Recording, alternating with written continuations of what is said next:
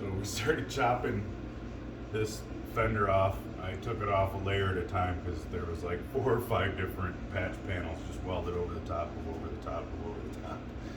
And I got down to the original fender, and I've got it cut out now. But originally, when I got to the original, there was like a couple little holes here and here. This was all pretty good. It had some surface rust on it, which could have been from getting under the patch. This was rotted here, and then the bottom corner was gone. So they completely went overboard with the patches as far as the exterior went. Once I cut the exterior off is when we found the big problem. I got that patch in, the piece in here, so now this will actually mount to the frame nice. Got this cleaned up where it goes up to the back window. And originally... Back window? Or the back, the back tail light. Yeah, it's a window right now. This is not supposed to be a window. Okay. But this thing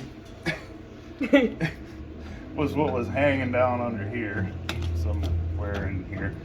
This is not really metal. It's like fiberglass and filler and caulk and I don't know what else. So that was sitting there. They had this big chunk of fiberglass mat that they didn't even soak to harden or with any hardener or anything. Just shoved in there.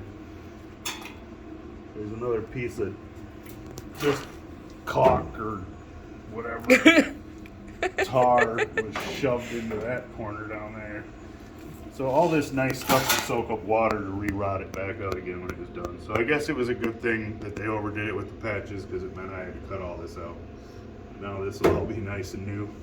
And my pile of garbage and scrap steel is growing rather nicely in the back.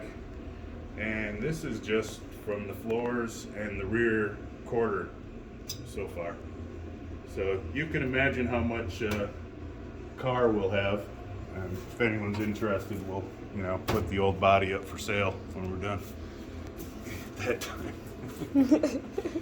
But next thing, I'm going to get all this original lip cleaned off and get this inner fender cleaned up, looking like an inner fender, and then we can put this